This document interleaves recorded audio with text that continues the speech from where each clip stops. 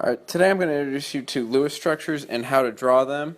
I'm also going to explain to you why they are important to chemistry and how they can be used in other parts of chemistry. The first thing to a Lewis structure is understanding the letter is the chemical symbol for the atom. The dots around the atom are valence electrons. The valence electrons are in groups of 2 if the atom is stable. If the atom is by itself, it is looking to react with other atoms. Here you can see a water molecule. It's covalently bonded, which means the lines are acting as electrons.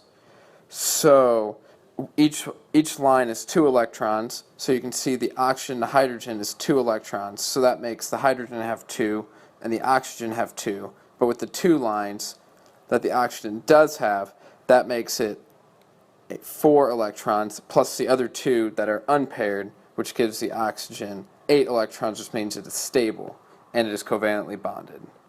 On this slide we have simple ions, which are easy to distinguish because they have an extra electron that would make them not normal on the periodic table, and you are shown this by the -1, which means it has a negative charge, or like the sodium, which has a +1, which means it has a positive charge, which means it has less electrons than protons.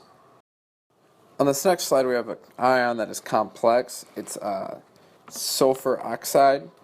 The oxygen must form an octet in this, which pulls electrons away from the sulfur, making it a 2- charge. And this compound has covalent and an ionic bond.